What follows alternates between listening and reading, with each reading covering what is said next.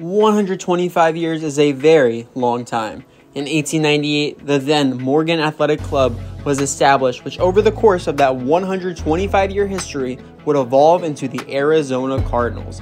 By joining the NFL in 1920, moving from Chicago to St. Louis, to finally arriving to Arizona in 1988, and after all this time, they have yet to earn themselves the illustrious Vince Lombardi Trophy. That is what we are here to change today, as we will be rebuilding the Arizona Cardinals here in our Madden 24 franchise. This will not be easy, as a new head coach taking over a team that finished last in the AFC West a season ago with a 4-13 record, and more questions than answers going in. Before we get into anything, right now we are going to take a quick look at all of the slider settings for those of you who are interested. The links for these sliders as they go on in the background are in the description. The gameplay and league sliders are courtesy of RealSport101.com, and the XP sliders are from YouTuber Mr. Hurricane. Again, all of these sliders are down below in the description. But now that that's out of the way, we'll be playing on 12-minute quarters, all-pro simulation style. My goal for this series is to provide the most realistic experience I can, and while Madden makes that tough at times, I think we can do it.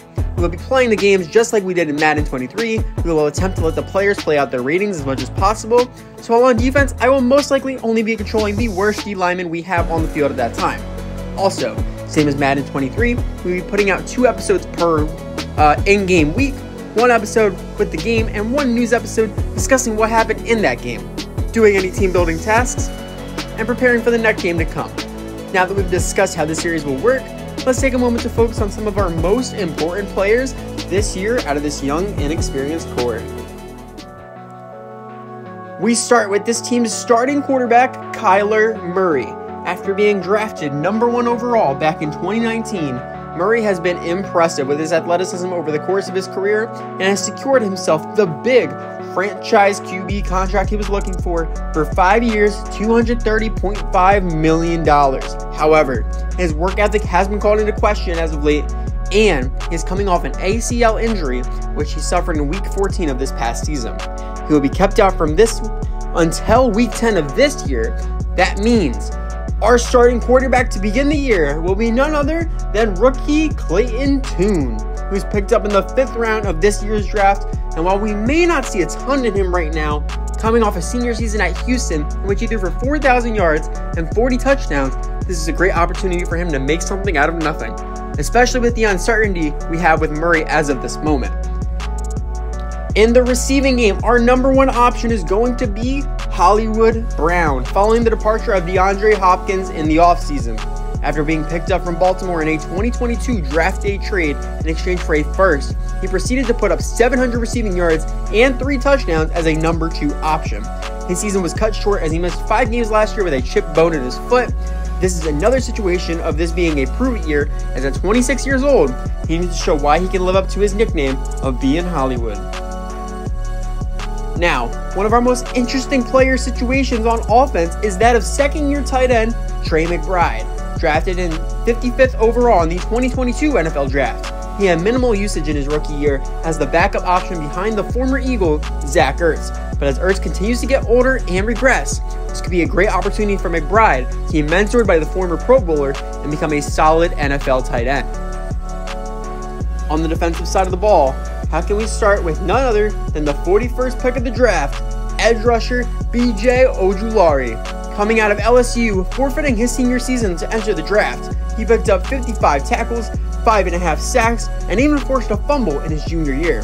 We're hoping he brings a spark to this Cardinal pass rush, as we were bottom 10 in sacks just a season ago. One of the most promising players on this team is 24-year-old linebacking Savin Collins. After being drafted in the 1st round of the 2021 draft, he played his rookie year at DB, then was moved down into the backer role, and he put together a very solid sophomore season with 100 tackles, 11 going for a loss, 3.5 sacks, and he even came away with an interception. Hopefully, he can develop into a true force in the middle of the field. By far, the best player on this team is our all-pro safety, Budda Baker. Year in and year out, Baker continues to be locked down in coverage, and he can do it all. Drop back, come down and play the run, a true all-around superstar. However, At 27 years of age already, I find it hard to believe we will be able to build a team to capitalize on Baker's amazing ability before he begins to regress.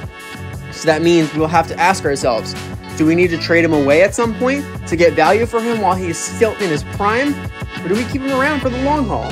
It will be very interesting to see what we decide. But by far, our biggest question that we need to solve in this first season is what to do with Isaiah Simmons. Coming out of the 2020 NFL Draft as the 8th overall pick, he was praised as one of the most versatile guys we have seen in quite some time, possessing the athletic ability to be able to play nearly any position on defense. And while he has been good so far, he has yet to truly break out, heading into his 4th year and a 5th-year option looming in the distance. Our goal will be to see if we can figure out how to utilize him as effectively as we can and put him in positions to succeed. The one player we could not highlight in training is the Cardinals' first-round pick of this most recent draft, tackle Paris Johnson, coming off a 2022 season in which Arizona were in the top 10 of sacks allowed. They chose to find protection for their mobile quarterback, who is currently out on injury, and to do that, they called on the former Buckeye. This season is going to be a long one, and we'll be looking to see who can step up out of this young crop of guys. One of the greatest potential position groups is our cornerback group, which has multiple young guys, including 2 pickups from this most recent draft. 3rd rounder Garrett Williams and 6th round pick Kytrell Clark. I think if we hope to have the best chance for some of these guys to grow into something, we need to give them a veteran presence. And that means, in our first move taking over the Arizona Cardinals, we will be signing veteran corner Xavier Rhodes. He is willing to be a mentor to the next generation and may also make a few last plays for us while he's here. We will not only have to face the issue of our personal growth, but also the competitiveness of our division. In the NFC West, it is us, the Niners, the Rams, and the Seahawks. And these are some very, very good teams. Though Seattle may not be the flashiest team, they always find a way to put it together. And they have the talent that I could see them making a wild card push this year. Of course, the Rams have felt the pain of father time, and they are not the same team they were when they won the big one just 2 seasons ago. But they are still dangerous. The Stafford Cup connection is still alive. Pending Cup's return, that is. Sean McVay's genius is still at the helm, and they still have potentially the greatest defensive player of all time in Aaron Donald.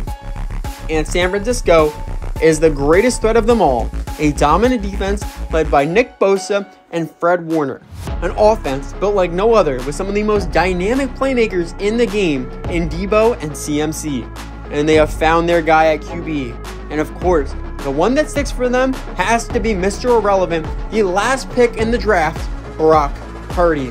And of course, when Kyle Shanahan holds the reins, you never know what he can surprise you with as a play caller. This is for sure going to be an uphill battle.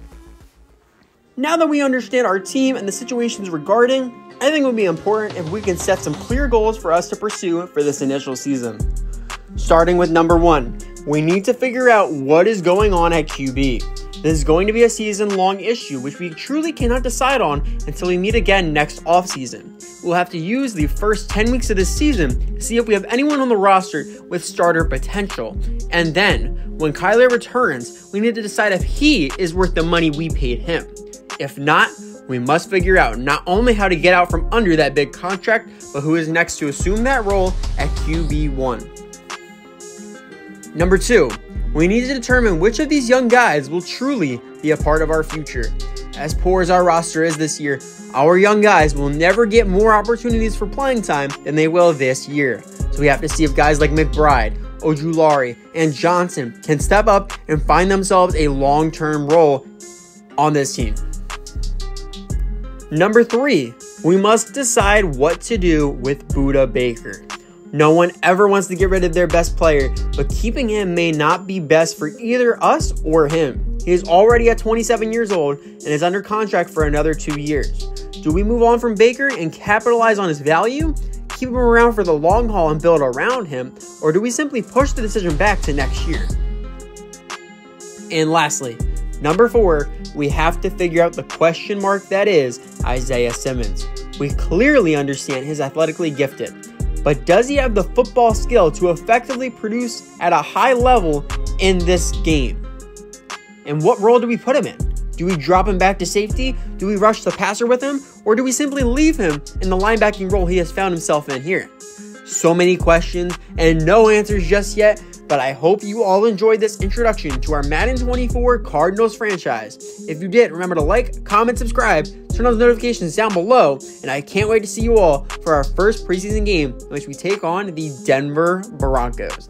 I will catch you all then.